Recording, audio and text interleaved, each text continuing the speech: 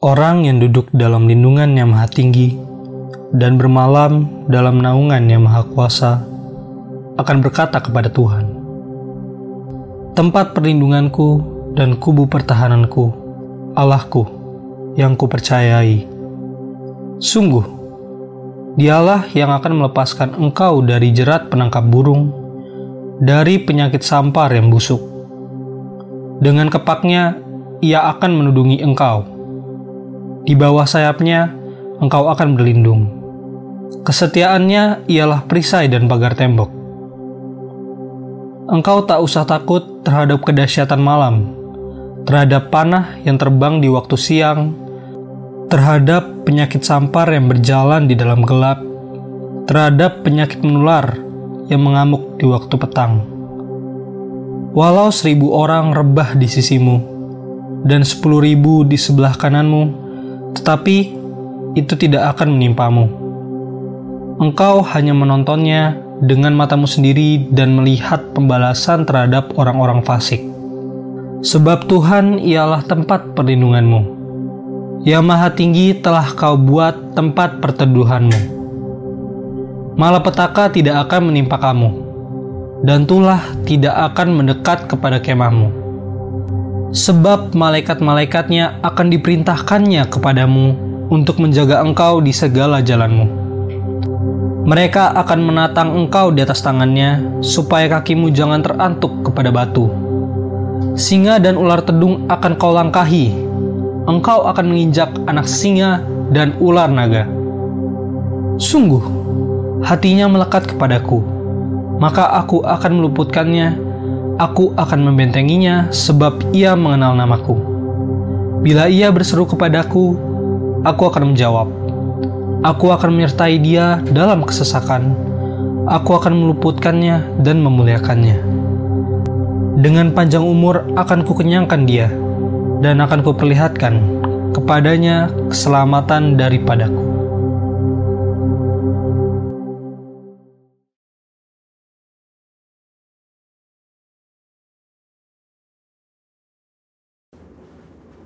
Shalom saudara, pada Voice Adventakos hari ini kita akan melanjutkan pembahasan mengenai Gender Identity Challenge dan LGBTQ bagian yang kedua. Saudara, kita semua harus mengerti bahwa gender identity itu berpengaruh pada perilaku seksual dalam hal ketertarikan fisik dan hasrat seksual seseorang. Maka dari itu kita semua harus mengerti bahwa gender identity seseorang harus benar terlebih dahulu, baru kita bisa membahas mengenai ketertarikan fisik dan hasrat seksual seseorang termasuk yang menyimpang seperti LGBTQ. Agar saudara lebih mengerti, ada perbedaan antara ketertarikan fisik dengan hasrat seksual. Ketertarikan fisik merupakan perasaan ketertarikan kepada seseorang karena faktor biologis atau secara fisik seperti penampilan, wajah, bentuk tubuh, suara, bau tubuh, tatapan, dan sebagainya yang bisa terjadi sesaat atau untuk waktu yang lama. Tapi yang saudara harus ketahui bahwa tidak selalu objek yang membuat ia tertarik selalu lawan jenis. Contohnya, ada seorang anak cowok yang ngefans banget sama boyband K-pop karena suara dan performa panggungnya. Sedangkan hasrat seksual adalah tindakan untuk merealisasikan ketertarikan fisik, baik itu bisa di dalam pikiran atau secara fisik berhubungan seksual. Ini merupakan suatu pilihan mau dilakukan atau tidak. Hasrat seksual yang sah hanya dapat dilakukan antara laki-laki dan perempuan yang sudah menikah. Dari sini kita bisa melihat bahwa gender identity merupakan kunci sebelum memasuki tahapan ketertarikan fisik dan hasrat seksual. Jika gender identity-nya sudah terjadi penyimpangan, maka secara otomatis ketertarikan fisik dan hasrat seksualnya terjadi penyimpangan. Jika ketertarikan fisiknya sudah benar sesuai organ reproduksi seksualnya, maka untuk merealisasikan hasrat seksualnya pun harus benar, yaitu hanya boleh dalam pernikahan. Sampai di sini terlihat sekali bahwa hasrat seksual LGBTQ, baik yang dituangkan dalam bentuk hubungan fisik maupun pikiran seperti fantasi dan juga semua hasrat seksual kaum heteroseksual yang terjadi di luar pernikahan, semuanya adalah salah dan merupakan dosa. Maka dari itu dalam Imamat 18 dan 20 ayat ke-10 sampai ke-21 jelas melarang segala perzinahan dan percabulan, ketertarikan fisik yang tidak wajar, dan pelaksanaan hasrat seksual yang menyimpang kepada orang tua, saudara kandung, saudara tiri, sepupu, sanak saudara, dan bahkan kepada binatang. Lebih lagi Tuhan Yesus dalam Matius 5 ayat ke-27 sampai 30 menegaskan bahwa jika seseorang memiliki hasrat seksual di dalam hatinya, meskipun belum direalisasikan dalam tindakan fisik, hal tersebut juga adalah dosa. Nah, sampai di sini mungkin saudara bertanya, bagaimana langkah pemulihan bagi mereka yang mengalami Gender Identity Challenge dan LGBTQ? Ternyata langkah pemulihannya sama dengan semua yang jatuh dalam dosa, yaitu bertobat, berbalik dari dosa, dan datang kepada Tuhan Yesus untuk pengampunan dosa serta memberi diri untuk bertumbuh ke arah Dia. Dan juga dalam hal hasrat seksual, orang-orang percaya dipanggil untuk menyalipkan segala keinginan daging yang berdosa serta mengendalikannya sebagai bagian dari disiplin rohani. Maka dari itu yang paling terpenting ialah bagaimana langkah kita sebagai anak mudanya Tuhan dalam menanggapi LGBTQ ini. Saudara bisa melakukan 3M. M yang pertama adalah mengasihi. Saudara pasti sudah sangat mengerti bahwa kita dipanggil untuk mengasihi sesama, namun mengasihi bukan berarti berkompromi terhadap kebenaran firman Tuhan. Karena tindakan untuk membenarkan perilaku penyimpangan seksual bukanlah tindakan kasih, melainkan tindakan menghancurkan. Untuk itu, GBI sendiri telah memandang disorientasi seksual kaum LGBTQ adalah dosa. Namun, GBI meyakini bahwa kuasa Yesus dan pekerjaan Roh Kudus mampu mengubahkan orang berdosa. Jadi, wujud kasih kita yang benar kepada kaum homoseksual bukan memandang perilaku itu benar berdasarkan hak asasi manusia, namun justru menolong mereka keluar dari perbuatan dosa itu sesuai 1 Korintus 6 ayat yang 9 sampai ke 11. Selain itu, gereja atau kita sebagai orang percaya dapat menjadi wadah dan sarana yang positif dalam melahirkan pertumbuhan iman dan penguatan nilai-nilai rohani yang baru. M yang kedua adalah membantu. Gereja atau orang percaya dipanggil untuk membantu dengan memberikan pengajaran-pengajaran yang benar mengenai gender identity, batasan ketertarikan fisik dan hasrat seksual, sehingga orang-orang yang bergumul dapat kembali pada gambaran rupa dan gambar Allah sebagaimana Allah menciptakan manusia pada awalnya. Dan M yang ketiga adalah mengingatkan. Sebagai komunitas orang percaya, saudara juga dapat saling mengingatkan bahwa perjalanan hidup orang Kristen adalah mencapai keserupaan dengan Kristus. Yang berarti bahwa proses pengudusan hidup tidak akan pernah berhenti di sepanjang kita hidup di dunia ini. Meskipun ada pilihan berbuat dosa, namun kita memilih untuk menghindari dosa tersebut. Kesimpulannya, Tuhan membenci serta menganggap dosa semua perbuatan zina, cabul, penyimpangan seksual, dan siapapun yang tidak dapat mengontrol hasrat seksualnya. Sebagai komunitas orang percaya, kita tidak dapat terhindar dari orang yang memilih hidup dalam penyimpangan seksual, namun respon dan sikap kita adalah tetap mengasihi mereka, membantu mereka untuk mengendalikan perilaku seksual mereka, serta mengingatkan bahwa perjalanan hidup setiap orang percaya adalah ke arah Kristus. Saudara, untuk penjelasan lengkapnya dari tim teologi kami, silakan cek link yang ada di atas atau scan QR Code yang tersedia. Salam integritas, Tuhan Yesus memberkati.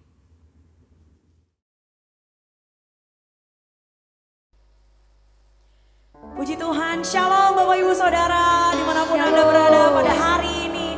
Kita berkumpul di rumah-rumah kita masing-masing untuk kita sama-sama memuji menyembah Tuhan. Ada amin? Amin. Apapun yang menjadi kondisimu hari-hari ini, berita apapun di luar sana yang tidak mengenakan hati, biarlah fokus kita tetap pada Tuhan. Biarlah mata kita tetap tertuju kepada Tuhan. Mari sama-sama kita bersatu di dalam doa. Terima kasih ya Bapa, terima kasih buat kebaikan-Mu, terima kasih buat penyertaan-Mu bagi setiap kami. Sepanjang minggu ini ya Tuhan, kami boleh beraktivitas, itu semua karena kekuatan yang berasal daripada-Mu. Dan pada hari ini Tuhan, kami mau datang di hadapan-Mu, kami mau menyembah-Mu, kami mau meninggikan nama-Mu. Ya Tuhan Yesus, biarlah Engkau berkenan atas pujian dan penyembahan kami. Hanya di dalam nama Tuhan Yesus kami sudah berdoa dan mengucap syukur. Mari umat Tuhan sama-sama kita katakan amin. Haleluya Yesus. Biarlah segala yang bernafas memuji-Mu Tuhan.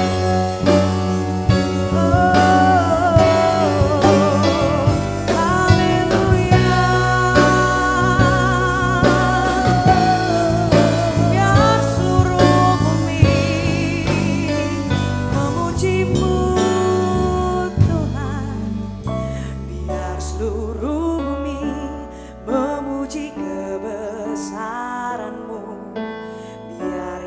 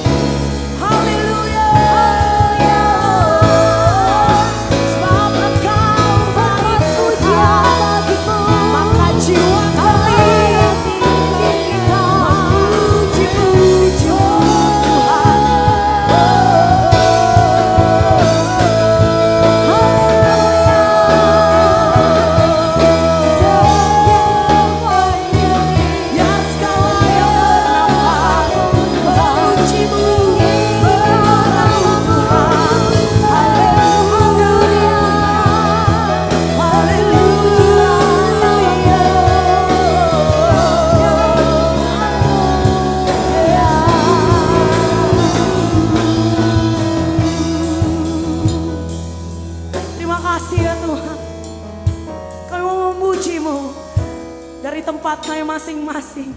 Kami mau satukan hati kami untuk memuliakan nama-Mu. Sebab Engkau baik ya Tuhan. Untuk selama-lamanya kasih setiamu Tuhan tetap ada buat kami.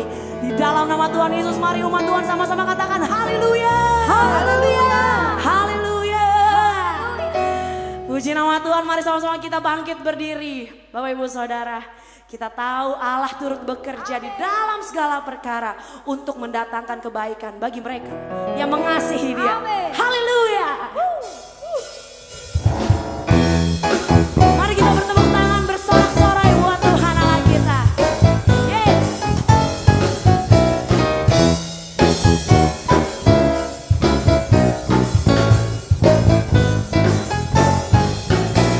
Tahu Allah turut bekerja di dalam segala perkara untuk mendatangkan kebaikan bagi yang mengasihi Dia. Saat lewati gunung dan lembah, takkan takut bahaya. Penyertaannya ku rasakan di sepanjang jalan hidupku.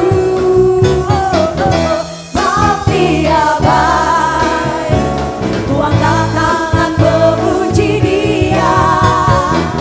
Sebab Dia baik, untuk selamanya kasih setianya. Puji Yesus, sebab Dia baik. Oh, Yesus. Sama-sama katakan. Ku tahu Allah turut bekerja di dalam segala perkara untuk mendatangkan kebaikan bagi yang mengasihi Dia. Amin. Saat lewati gunung dan lembah, ku takkan takut bahaya. Penyertaannya ku rasakan di sepanjang jalan hidupku. Sebab Dia baik, sebab Dia baik, ku angkat tangan memuji Dia. Sebab Dia baik, untuk selamanya kasih setianya. Puji Yesus, sebab Dia baik, sebab Dia baik, ku angkat tangan memuji Dia. Sebab Dia baik, sebab Dia baik, untuk selamanya kasih setianya. Puji Yesus, sebab Dia baik, untuk selamanya kasih setianya. Puji Yesus, sebab Dia baik, untuk selamanya kasih setianya. Puji Yesus, sebab Dia baik. Haleluya. Sebab Engkau baik ya Tuhan. Haleluya. Sebab Engkau baik Tuhan dalam kehidupan kami. Dan kasih-Mu tidak pernah berkurang Tuhan bagi setiap anak-anak-Mu ya Tuhan. Haleluya. Engkau yang sempurna. Janji-Mu Tuhan sempurna buat hidup kami. Terima kasih Tuhan Yesus. Hanya ucapan syukur yang bisa kami naikkan padamu Tuhan. Engkaulah jalan yang sempurna, janji-Mu murni bagai emas perak, perisai perlindungan, keselamatanku.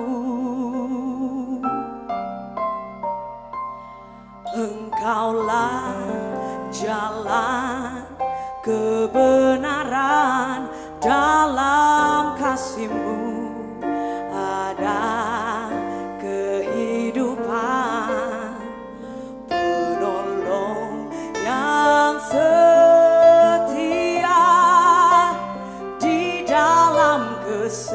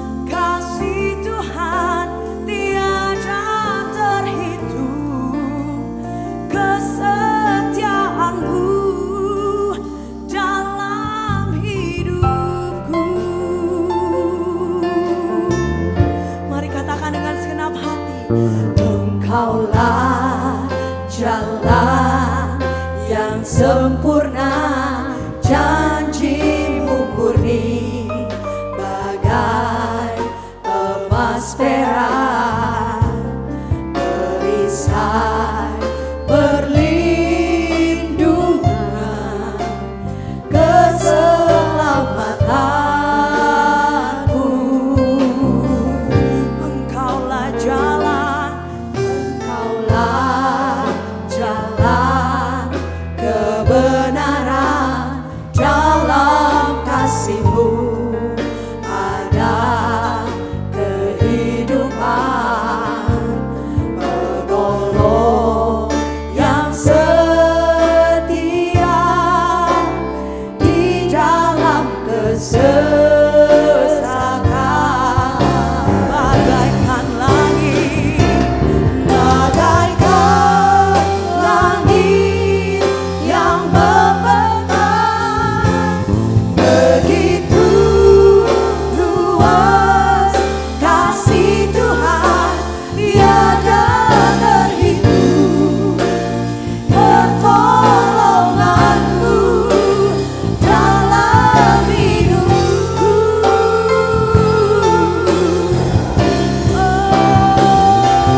Bagaikan dalam yang samudra, begitu dalam kasih-Mu, begitu dalam kasih Tuhan, tiada terhitung.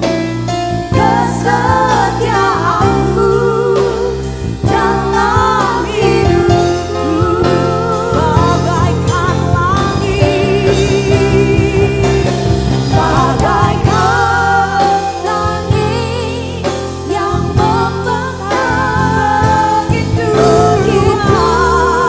luas kasih Tuhan, tiada terhitung. Pertolongan-Mu dalam hidupku, bagaikan luas samudra, bagaikan dalamnya samudra, begitu dalam kasih Tuhan, tiada terhitung. Kesetiaan-Mu dalam hidupku.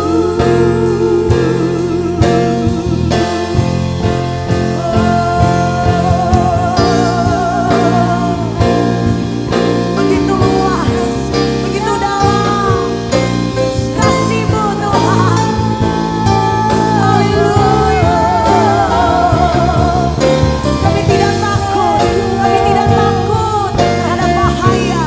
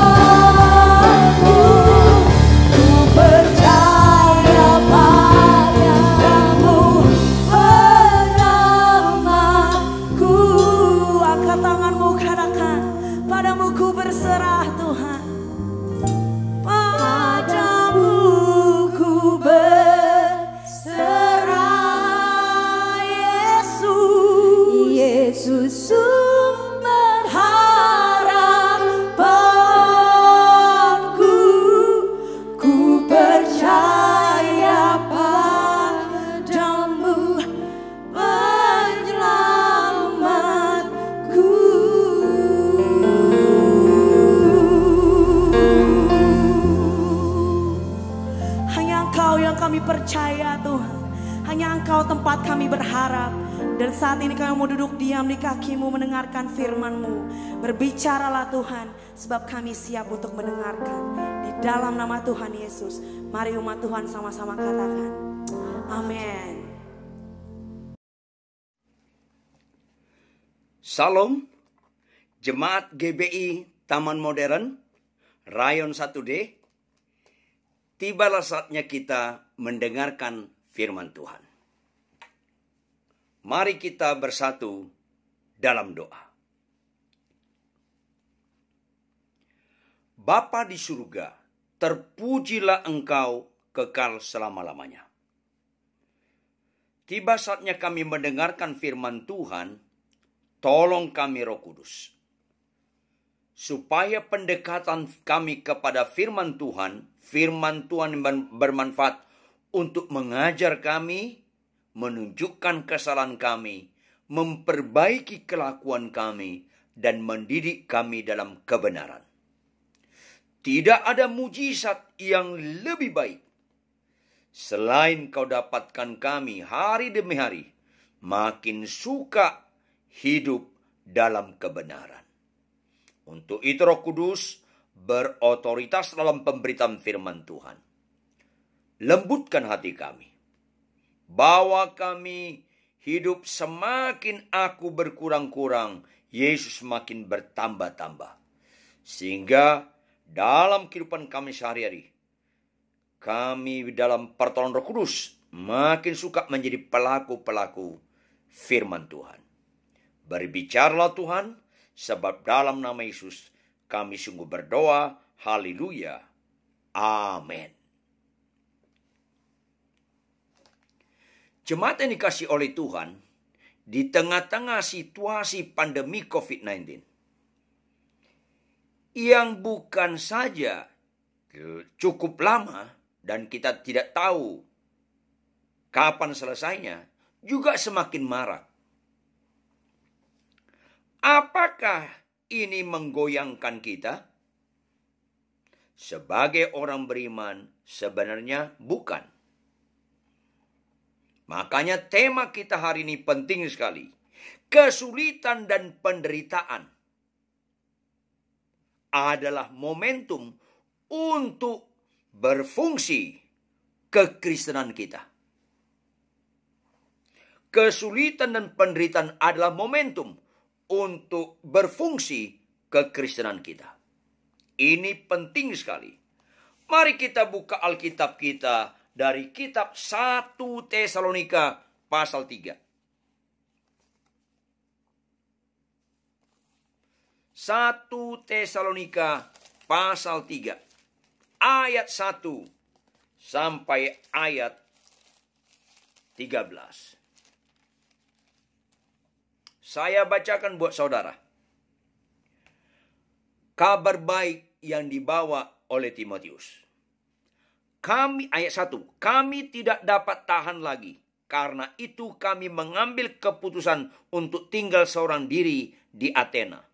Lalu kami mengirim Timotius, saudara yang bekerja dengan kami untuk Allah dalam pemberitaan Injil Kristus, untuk menguatkan hatimu dan menasihatkan kamu tentang imanmu, supaya jangan ada orang yang goyang imannya karena kesusahan-kesusahan ini. Kamu sendiri tahu bahwa kita ditentukan untuk itu. Sebab juga waktu kami bersama-sama dengan kamu, telah kami katakan kepada kamu bahwa kita akan mengalami kesusahan. Dan hal itu seperti kamu tahu telah terjadi. Itulah sebabnya maka aku, karena tidak dapat tahan lagi, telah mengirim dia supaya aku tahu tentang imanmu. Karena aku khawatir kalau kamu telah dicobai oleh si penggoda dan kalau usaha kami menjadi sia-sia.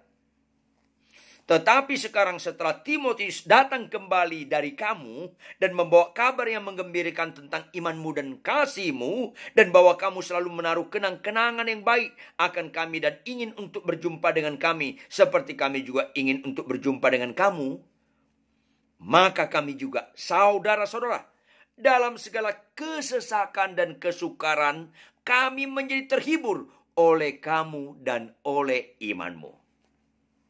Sekarang kami hidup kembali, asal saja kamu teguh berdiri di dalam Tuhan. Sebab ucapan syukur apakah yang dapat kami persembahkan kepada Allah atas segala sukacita yang kami peroleh karena kamu di hadapan Allah kita? Siang malam kami berdoa sungguh-sungguh supaya kita bertemu muka dengan muka dan menambahkan apa yang masih kurang pada imanmu.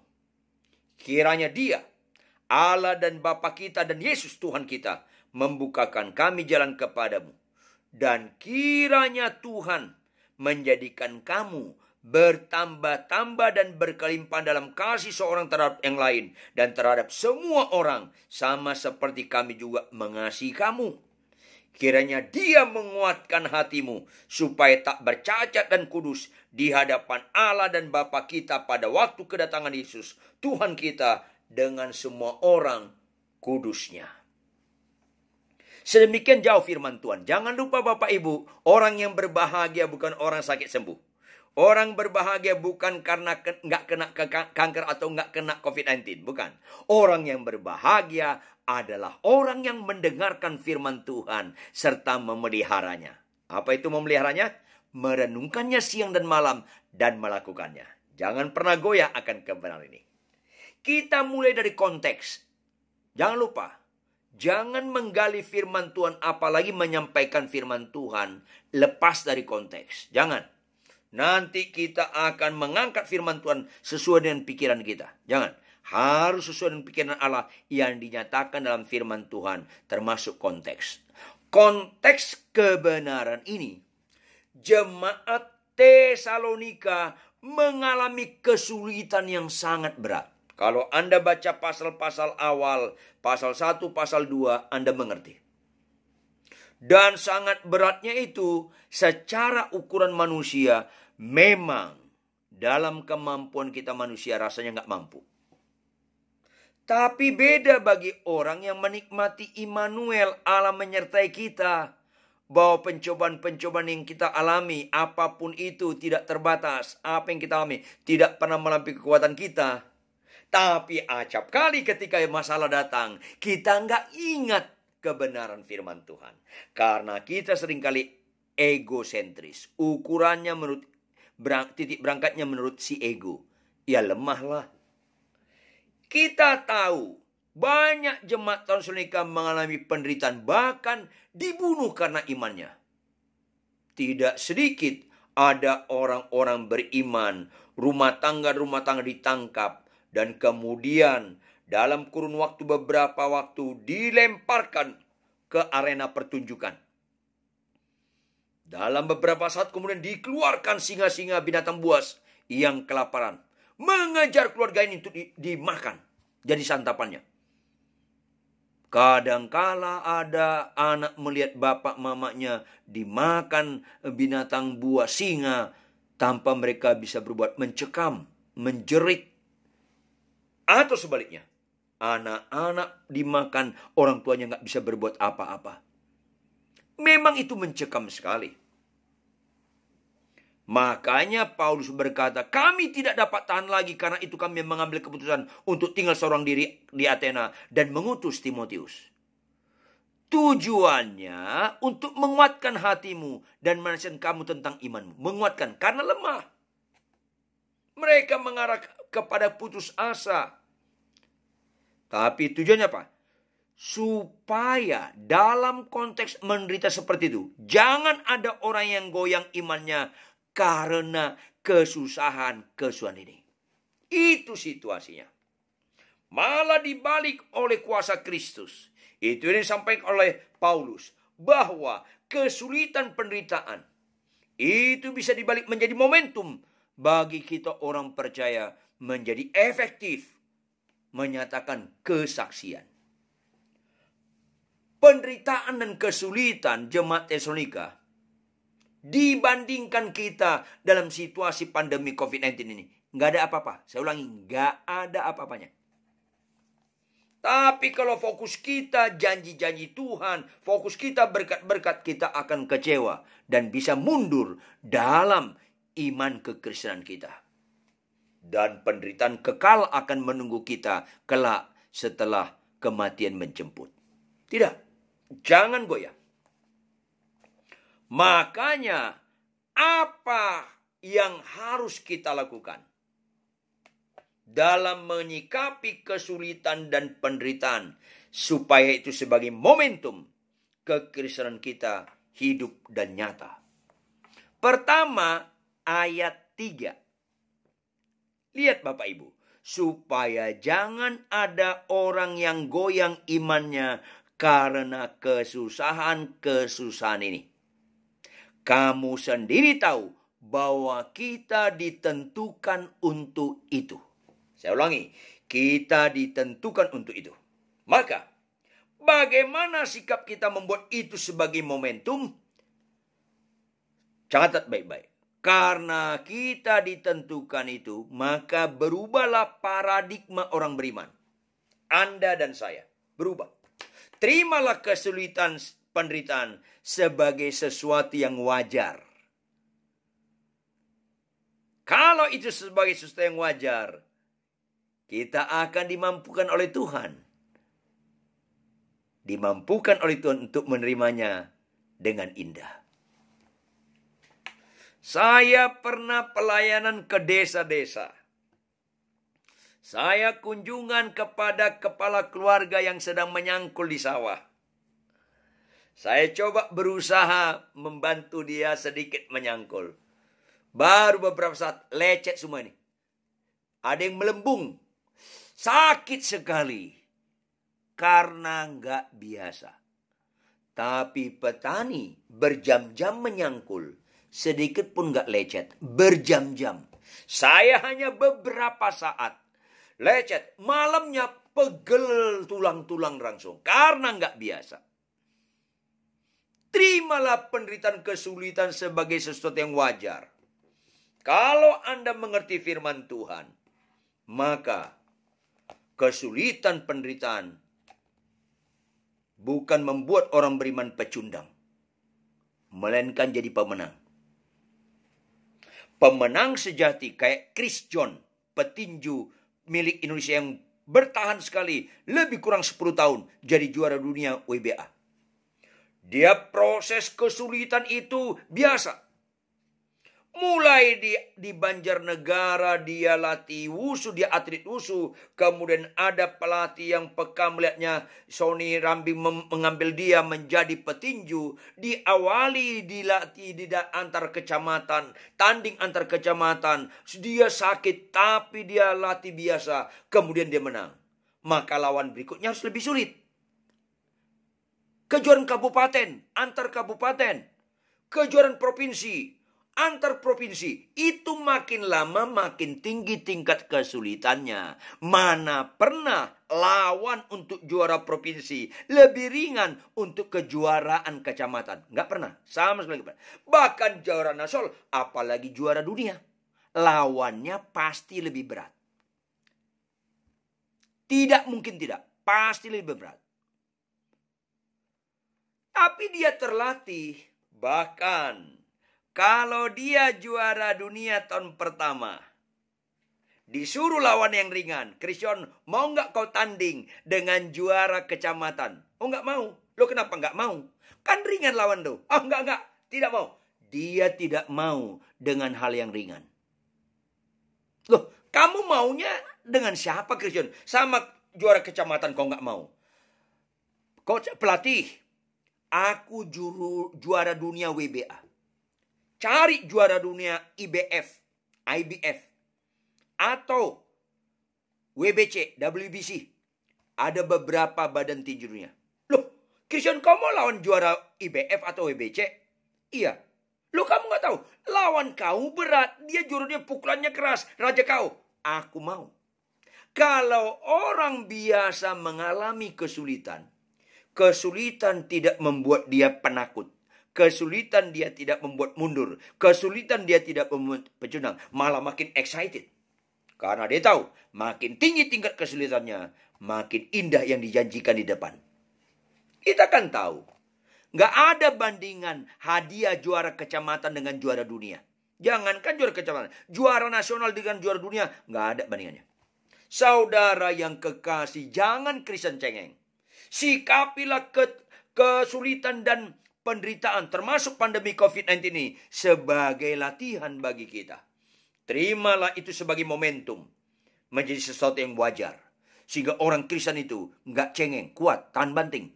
Jangan sekedar nyanyian, ku tak akan menyerah pada apapun juga. Itu jangan sekedar nyanyian. Kalau Anda nyanyi itu tapi Anda cengeng, menghadapi istri Anda maki-maki istri, menghadapi suami yang nyeleneh Anda lawan suami, menghadapi kesulitan pandemi Anda putus asa, Anda akan nyanyi itu jadi bohong-bohongan. Ku tak akan menyerah pada apapun juga. Langsung malaikat di gereja atau malaikat di mana kita nyanyi di rumah langsung kasih backsound. Bohong, bohong, bohong, bohong, bohong, bohong. Banyak orang Kristen pembohong. Hanya nyanyiannya ku tak akan menyerah. Padahal cengeng. Kenapa kita membalas kejahatan dengan kebaikan? Karena kita terlatih menghadapi kesulitan. Kenapa kita tetap setia kepada istri walaupun istri kurang hemat berkata-kata? Kenapa istri tetap tunduk pada suami walaupun dia menghadapi kesulitan yang banyak dari suami? Karena dia orang yang percaya kepada Tuhan. Kesulitan, penderitaan, sesuatu yang wajar bagi orang Kristen.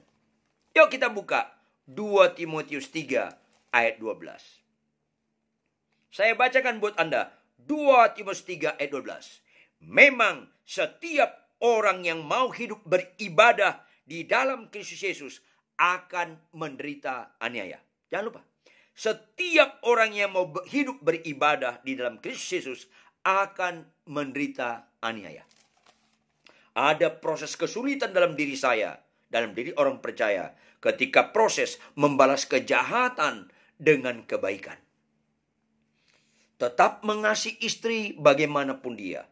Tetap tunduk pada suami bagaimanapun suamimu. Kasihlah musuhmu. Jika ditampar pipi kiri, kasih pipi kanan. Ada proses kesulitan. Tapi kita tahu, kalau kita hidup dalam kebenaran pasti kita harus terlatih sangkal diri. Jadi kesulitan karena mental kita nggak sangkal diri. Mental kita bela diri. Pikul salib lebih sulit lagi. Karena mental kita nyalipkan orang lain.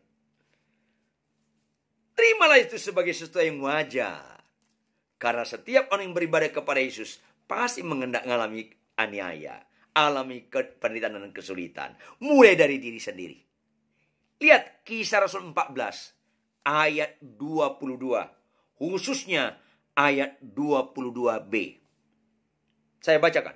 Di tempat itu mereka menguatkan hati murid-murid itu dan menasihati mereka supaya mereka bertekun di dalam iman. Dan mengatakan bahwa untuk masuk dalam kerajaan surga, untuk masuk ke dalam kerajaan surga, kerajaan Allah, kita harus mengalami banyak sengsara. Kita harus, kalau harus berarti nggak ada pilihan lain, nggak ada alternatif lain.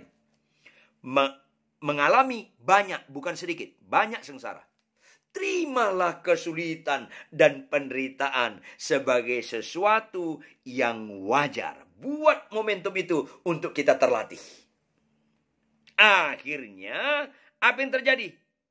Itu baik bagi kita. Karena kesulitan membentuk kita, mendidik kita, melatih kita, memberikan perubahan-perubahan, dan membuat kita makin bertumbuh. Pohon yang kecil, anginnya kecil. Makin tinggi pohon, makin gede angin. Itu membuat kita teruji dan terlatih. Apalagi yang paling mendasar. Kesulitan-kesulitan membuat kita memiliki tingkat kesadaran yang tinggi. Bahwa kita lemah, kita nggak pantas kita andalkan. Kesadaran yang tinggi bahwa kita lemah, kita tidak lagi mempercayakan diri kita pada diri kita. Kita harus makin berkurang-kurang. Dan kita semakin mempercayakan diri kepada Tuhan. Tuhan harus makin bertambah-tambah memimpin hidup kita. Bukan diri kita. Ini penting sekali. Dampaknya bagus sekali. Dengan kesulitan dan penderitaan. Negara Jepang dibandingkan Indonesia jauh lebih sulit daerah Jepang. Bukan saja 4 musim, kita cuma 2 musim. Kita jauh lebih subur daripada Jepang. Kita jauh lebih subur daripada Jepang. Lebih nyaman di Indonesia daripada Jepang.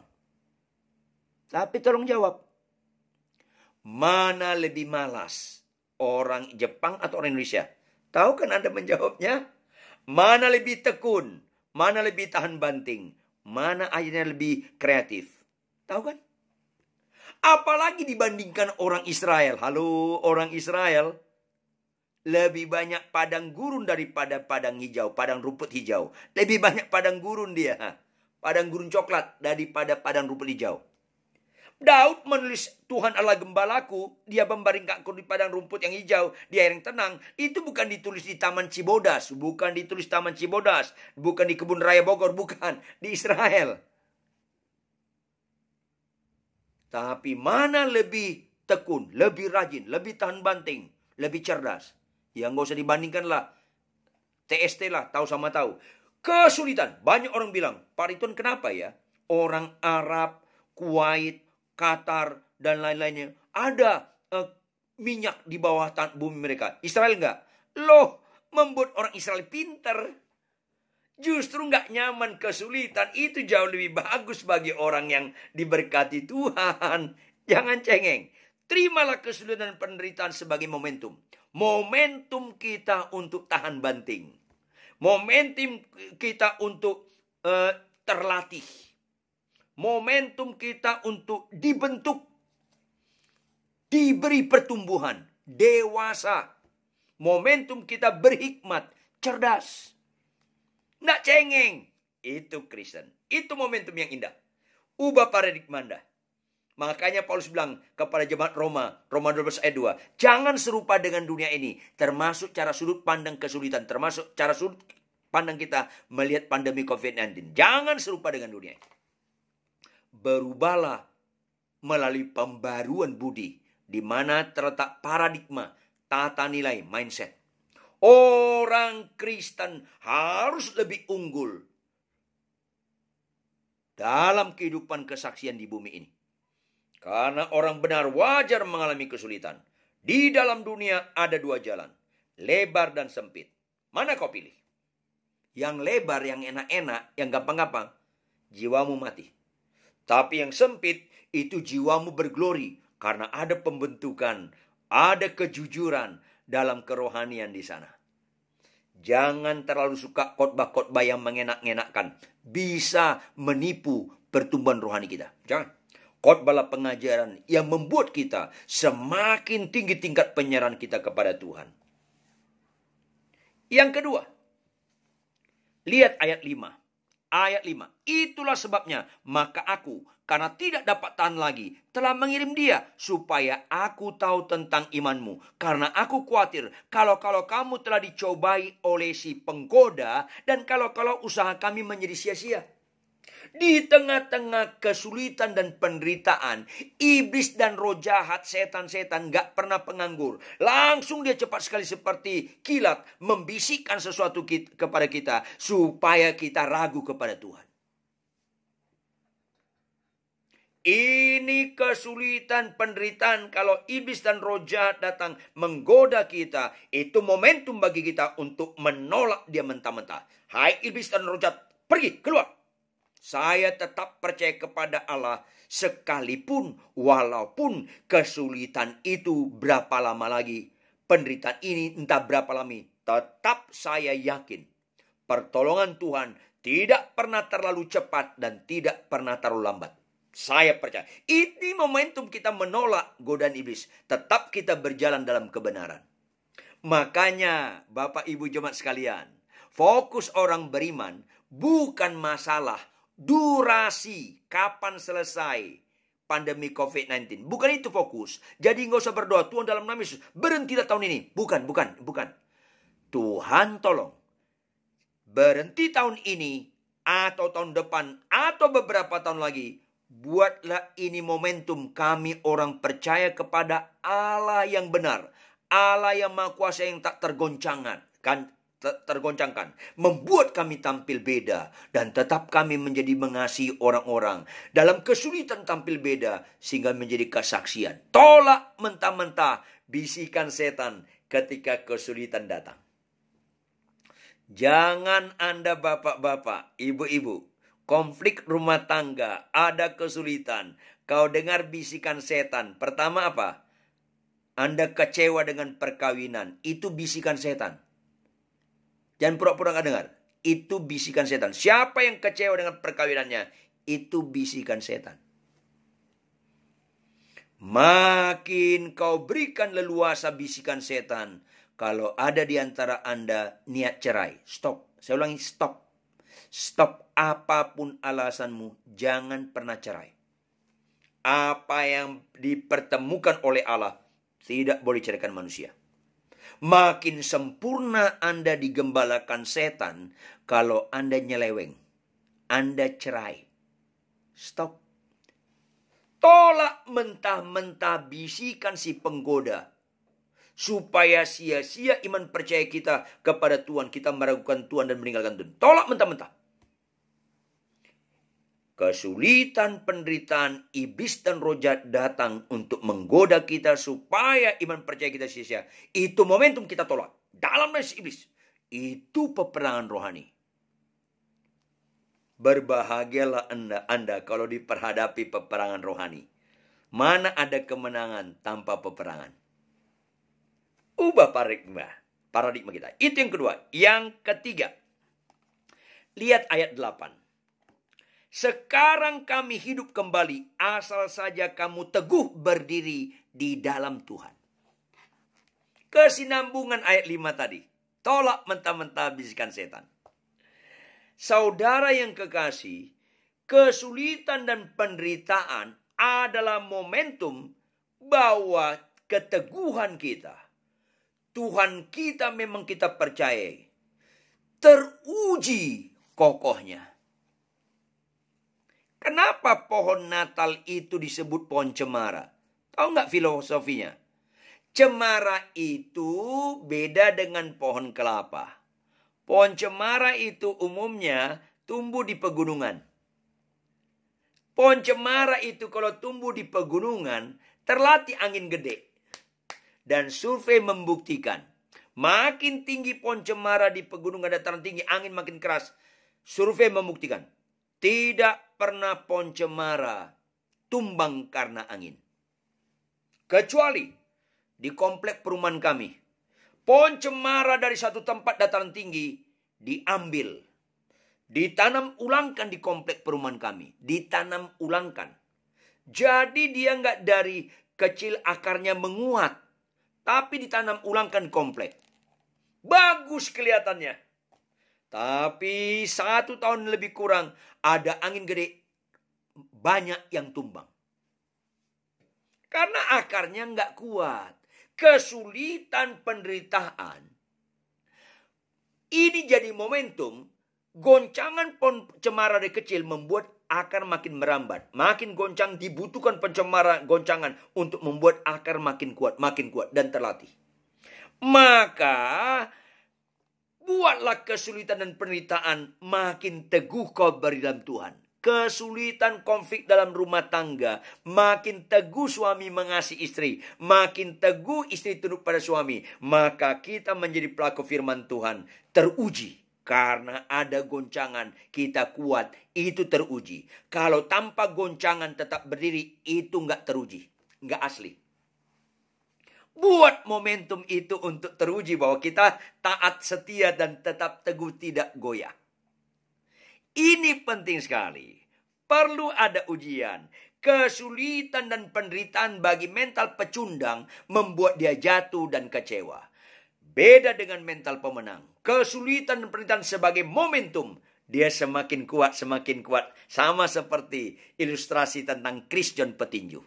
Lawannya makin lama makin berat. Tapi itu membuat dia makin teguh. Dan itu, akhirnya dia juara dunia WBA. Kalau nggak salah, 10 tahun dia mempertahankan juara dunia WBA. Teruji. Orang Kristen, terimalah penderitaan kesulitan sebagai yang wajar. Kita ditentukan untuk itu. Maka kita teruji. Mana lebih diakui? Ijazah di kampus yang sangat amat sulit menerimanya, sangat amat sulit kuliahnya, sangat amat sulit lulusnya, daripada kampus gampang masuknya, gampang mengikuti kuliahnya, gampang lulusnya. Ya pasti ada pengakuan kepada yang sulit. Orang ijazah misalnya Cambridge, Harvard University, Stanford, itu sulit-sulit. Tapi diakui di dunia. Kalau Anda ada kampus di daerah, nggak usah saya sebut namanya lah, di Jakarta Selatan, 2 ruko perguruan tinggi. 2 ruko bisa perguruan tinggi. Gampang masuknya. Asal Anda beres bayaran, Anda suka nggak ikut-ikut kuliah, pokoknya beres bayaran, Anda lulus. Halo, orang tua lebih bangga anak lulus di perguruan tinggi yang tingkat kesulitannya tinggi daripada perguruan tinggi yang kesulitannya sangat rendah dan gampang. Dan kita bukan anak gampangan. Karena melalui teruji, maka kalau orang ijazah Harvard University, Cambridge, Oxford dan sebagainya, orang tertarik. Jangankan kita ngelamar, kita dikejar. Tapi kalau Anda kuliah di kampus abal-abal, Anda ngelamar, tahu Anda tamat dari satu perguruan tinggi abal-abal, pasti dia bilang, tunggu di rumah panggilan. Panggilan kedatangan Tuhan yang kedua kali. Enggak, kita orang Kristen itu bagus sekali. Itu momentum kita semakin teruji, teguh. Yang keempat, lihat ayat 10. Siang malam kami berdoa sungguh-sungguh. Tingkat kesulitan yang tinggi, penderitaan termasuk pandemi. Bukankah itu menolong kita semakin berdoa sungguh-sungguh? Ada jok, tapi pelajaran ini bagus. Ada jok. Suatu kali ada supir taksi premium, high class, mobil-mobil mewah, supirnya masuk surga dengan supir Metro Mini. Masuk surga. Kemudian yang supir premium ini, mereka sama-sama orang percaya, ini ilustrasi ya. Supir premium ini upahnya sedikit. Supir Metro Mini upahnya banyak dan ada mahkota. Supir premium kaget protes, Tuhan kenapa? Kenapa kau buat supir Metro Mini itu? Apa? Banyak berkatnya, upahnya, mahkotanya bagus. Aku sedikit sekali. Aku seperti keset di pelataran surga. Dia di tempat yang istimewa. Katanya. Emang kenapa? Iya. Aku nyetir sopan, rapi. Sampai yang naik aku bisa tidur dan nyenyak. Iya. Kalau supir Metro ini nggak kayak kamu. Loh kenapa? Dia nyetir ugal-ugalan. Sehingga banyak orang berdoa. Banyak orang berdoa naik Metro Mini. Ini maksud saya ilustrasi. Analoginya, maksudnya berdoa. Berdoa sungguh-sungguh. Kesulitan, tantangan, seperti penumpang di Metro Mini, membuat kita tinggi tingkat kebergantungan kita kepada Tuhan. Dalam konteks tertentu, adanya sakit kanker yang tidak terobati, adanya pandemi COVID-19 yang belum ada kepastian 100% penangkalnya. Mungkin 70% oke lah. Tapi 100% belum ada penangkalnya. Pandemi COVID-19, kita nggak tahu kapan selesainya. Tahun ini apa tahun depan atau kapan, nggak tahu. Tingkat kesulitan yang tinggi membuat kita sadar. Kita membutuhkan Allah Abraham, Allah Ishak, Allah Yakub, Allah yang kita kenal dalam nama Yesus Kristus. Supaya ini jadi momentum. Dialah gunung batu keselamatan kita sangat terbukti. Berdoa sungguh-sungguh. Jangan ambil alternatif lain. Andalkan Tuhan. pertolongan dia tidak pernah terlalu cepat, nggak pernah terlambat. Iya dan amin. Ini penting sekali Bapak Ibu. Yang terakhir, ayat 12 dan ayat 13. Kesulitan dan penderitaan adalah momentum untuk kehidupan kekristenan kita makin benar. Ayat 12 dan 13. Dan kiranya Tuhan menjadikan kamu jemaat Tesalonika yang mengalami kesulitan, menjadikan kamu bertambah-tambah dan berkelimpahan dalam kasih seorang terhadap yang lain, kepada keluarga dan orang-orang seiman, kasih seorang terhadap yang lain, dan terhadap semua orang. Kepada orang yang gak percaya. Sama seperti juga kami mengasihi kamu. Dan kiranya dia menguatkan hatimu supaya tak bercacat dan kudus di hadapan Allah dan Bapa kita pada waktu kedatangan Yesus Tuhan kita dengan semua orang kudusnya. Saudara yang kekasih, wajarlah bahwa pandemi COVID-19 ini membuat orang banyak kadangkala atau juga mayoritas orang gak tahu masa depannya. Tadinya udah enak dia menjaga satu retail, akhirnya retailnya tutup. Dia manajer yang terbaik di satu supermarket, akhirnya supermarketnya tutup. Dan tidak sedikit perusahaan-perusahaan tutup. Akhirnya hilang pekerjaan. Di kalangan orang Kristen pun bisa terjadi begitu. Jangankan begitu. Pandemi COVID-19 merenggut nyawa bukan saja orang gak percaya. Orang percaya pun, bahkan pendeta pun tidak sedikit yang meninggal. Tetapi bagi orang percaya, harus beda menyikapi masalah dibandingkan dengan orang gak percaya. Orang gak percaya dengan orang percaya beda. Meresponi masalah beda. Yang membedakannya adalah Immanuel, Allah menyertai kita. Pencobaan yang kita alami tidak pernah melampaui kekuatan kita. Itu harus kita akui. Kita lebih percaya pada firman Tuhan daripada perasaan. Bahkan Filipi 4 ayat 13, segala perkara dapat kutanggung di dalam Dia yang memberikan kekuatan bagiku. Wajar banyak orang sedih, termasuk kalau ada kita, kalangan keluarga kita meninggal karena COVID-19. Wajar sedih. Tapi perbedaan adalah kita nggak boleh sedih seolah-olah tanpa pengharapan. Seolah-olah nggak Tuhan. Jangan berkesedihan berkelanjutan karena kita tahu jauh lebih indah ayat tentang kematian bagi orang percaya daripada tentang kesembuhan. Ini seringkali mindset orang Kristen salah. Jauh lebih indah ayat-ayat firman Tuhan tentang kematian orang percaya daripada tentang kesembuhan. Dalam Alkitab ada tertulis Mazmur 16, berharga kematian orang yang dikasihnya. Nggak ada Alkitab berkata berharga orang sakit sembuh. Nggak ada. Malah 10 orang sakit kusta semua sembuh. 9 Tuhan sedih. Kepada kesembuhan ansih, Allah tidak melihat itu ada berharganya. Yang satu karena bertobat lahir baru dan menyerahkan hidupnya kepada Tuhan. Kesembuhan ansih, kesembuhan doang, tidak ada nilai keberhargaannya tanpa pertobatan. Tetapi bagi orang meninggal dalam Tuhan, berharga.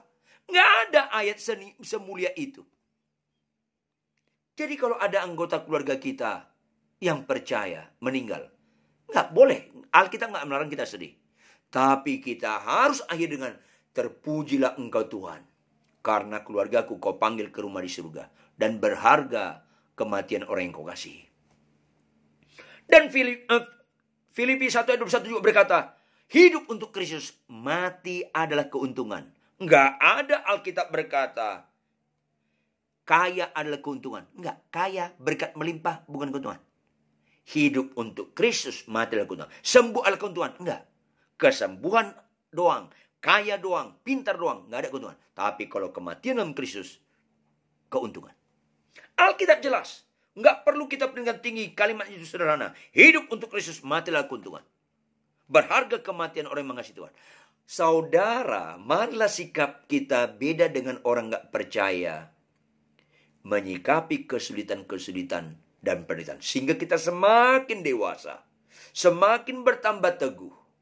Semakin menang dari bisikan setan yang menggoda kita ketika kesulitan datang. Sehingga kita ragu akan Tuhan dan meninggalkan Tuhan. Enggak. Semakin kuat.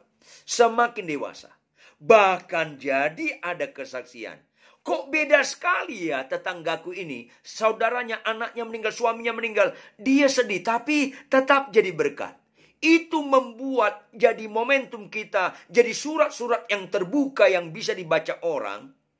Dan makin banyak lutut bertelut dan mulut mengaku Yesus Tuhan. Makanya di tengah-tengah kesulitan, di tengah-tengah penderitaan, justru bukan makin berkurang, makin bertambah dan berkelimpahan kita kasih seorang terhadap yang lain. Dalam kehidupan suami istri, rumah tangga, apapun kesulitannya, makin berlimpah. Jangan salah. Bahkan kepada saudara, ipar, keponakan, makin suka kita menolong. Bahkan bagi tetangga yang mengalami kesulitan dengan pandemi, kita makin suka menolong. Benar, saya setuju. Banyak, jangankan di kalangan pekerjaan umum, di kalangan kami pendeta hamba Tuhan juga. Banyak kesulitan ekonomi, kami juga mengalami. Tapi apakah kesulitan ekonomi membuat kita menghalangi jadi memberi? Tidak. Ini momentum. Loh, Pak Ridwan kan mengalami kesulitan. Tidak. Kami punya sekian beras, kita bagi. Itu kesaksian yang bagus. Di tengah-tengah kekurangan kita jadi berkat. Itu kesaksian di atas rata-rata. Ini momentum Bapak Ibu. Itulah mental pemenang. Jangan nyanyi kita lebih dari pemenang. Mengalami kesulitan, down. Enggak. Benar. Ketika kesulitan ini, banyak pendeta dan jemaat kami, bahkan beberapa sekolah teologi kontak kami, mereka mengalami kesulitan. Oleh karena kasih karunia Tuhan, ada berkat-berkat dicurahkan. Tetap kami jadi alat, bukan kami sumber berkat, bukan. Tuhan sumber berkat. Kami jadi alat menyalurkan berkat. Walaupun banyak kesulitan, kami juga mengalami kesulitan.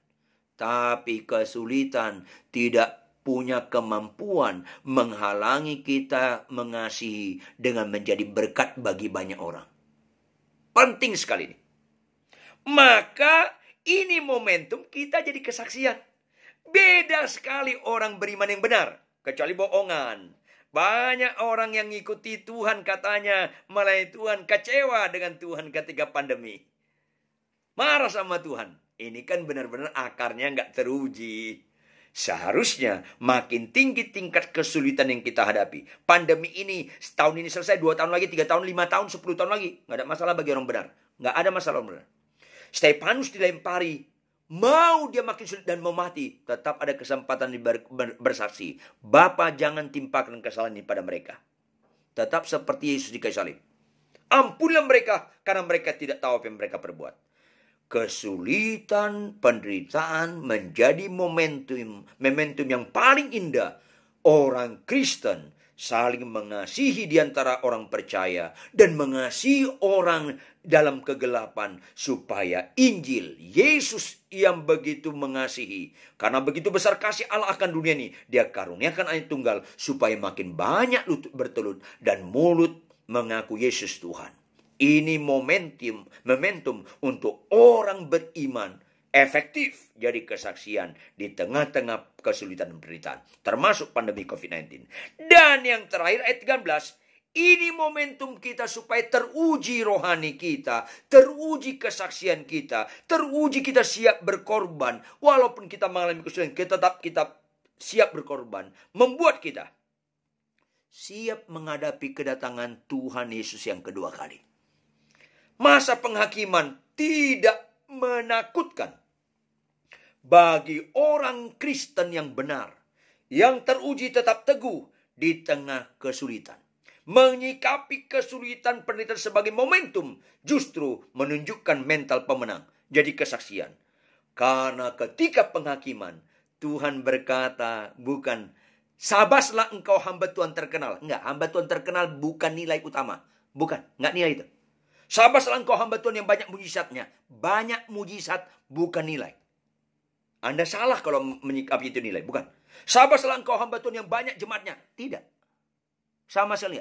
Tetapi firman Tuhan berkata, sabaslah engkau hambaku yang setiawan, yang taat, tetap teguh dalam hidup, melakukan firman Tuhan, mengasihi walaupun ada konsekuensi berkorban. Karena mengasihi identik berkorban. Mulai dalam kehidupan suami istri, bagaimanapun kesulitan kita hadapi, kesulitan pasangan kita, tetap kita kasih, gak pernah kita goyah. Orang seperti ini Tuhan kuatkan. Dia menguatkan hatimu supaya tak bercacat dan kudus di hadapan Allah dan Bapa kita pada waktu kedatangan Yesus Tuhan kita dengan semua orang kudusnya. Maka percayalah penuh bahwa kesulitan dan penderitaan tidak membuat orang beriman yang benar, yang berakar bagus, menjadi goyah, menjadi pecundang. Sama sekali tidak. Melainkan orang percaya membuat itu momentum sesuatu yang indah. Karena kesulitan dan penderitaan kita terima sebagai sesuatu yang wajar, mendatangkan kita teruji, kita dibentuk, dididik, dilatih, makin dewasa rohani. Dan itu juga momentum kita tolak mentah-mentah bisikan setan ketika kesulitan datang, membuat kita teruji, taat dan setia, mengandalkan Tuhan. Juga kita hidup teguh, kuat dalam Tuhan. Karena teguh, kuat dalam goncangan itu teruji. Kuat, setia, tanpa goncangan itu tidak teruji. Nggak asli. Justru itu momentum membuat kita teguh, setia, nggak goncang. Mengikuti Tuhan yang taat dan setia sampai mati, bahkan sampai mati di kayu salib. Terus kita hidup berdoa sungguh-sungguh, karena melalui ini makin tinggi tingkat pengenalan kita akan Dia, tinggi tingkat penyerahan kita, tinggi tingkat penundukan kita pada Dia, sehingga kita mendapat kekayaan hikmat menghadapi kesulitan dan penderitaan sebagai momentum untuk menjadi alat kita menjadi kesaksian. Sehingga yang terakhir, kita tetap mengasihi sesama orang percaya, bahkan orang lain. Karena itu momentum memang tampil beda. Orang percaya yang menikmati Immanuel, Allah menyertai kita, dengan orang yang tidak menikmati Immanuel. Dan terakhir kita tahu, kita akan cepat atau lambat, kita akan menghadapi kedatangan Tuhan Yesus kedua kali, bukan sebagai bayi, sebagai hakim yang mulia, yang agung. Bagi orang yang hidupnya nggak benar, pasti itu menakutkan. Tapi bagi orang yang teruji, kokoh, termasuk kesulitan penderitaan sebagai momentum untuk kita menjadi Kristen yang benar, mempraktekkan keteladanan hidup yang benar, masa penghakiman itu masa kesukaan. Karena kita akan diberkati, sabaslah engkau, hai hambaku yang setiawan. Tuhan memberkati, mari kita tunduk kepala, kita bersatu dalam doa. Bapa kami di surga, kami sangat bersyukur untuk kebenaran firman-Mu. Tuhan, Engkau baik dan sangat amat baik. Kebenaran firman-Mu menunjukkan kami bukan anak murahan, kami bukan anak gampangan, tetapi anak-anak pilihan yang Kau kasih. Maka wajarlah Kau tegur kami, karena tidak ada bapa yang mengasihi yang tidak menegur anaknya. Kau rubah paradigma kami supaya kami tidak sama dengan dunia menghadapi kesulitan dan penderitaan. Bagi orang yang benar, orang yang menikmati Immanuel, penyertaan Allah, kesulitan penderitaan itu justru momentum yang baik, membuat kami hidup semakin benar di hadapan Tuhan. Bersaksi dengan kehadiran Tuhan bahwa kami bisa menjadi berfungsi jadi garam dan terang dimanapun kami berada. Bahkan pada masa penghakiman, itu bukan lagi berita menakutkan, tapi berita sukacita. Terjemahkan lebih lanjut kebenaran firman ini dengan segala kekayaan maknanya dan materaikan dalam loh hati kami masing-masing. Jika ada dosa dan kejahatan kami ditegur, ampunilah kami Tuhan. Ampuni Tuhan. Biarlah setiap jemaatmu berubah, menyikapi kesulitan dan penderitaan membuat kami menjadi Kristen yang berkualitas, baik karena teruji. Berkati Tuhan. Nyatakan pertolongan Tuhan dalam kuasa Roh Kudus, untuk kami bisa mengimplementasikan kebenaran ini sampai selama-lamanya. Sehingga ketika masa penghakiman itu berita sukacita yang indah bagi kami. Terpujilah Engkau kekal selama-lamanya. Dalam nama Tuhan Yesus Kristus kami sungguh berdoa. Haleluya. Amin. Tuhan berkati sekalian. Salam.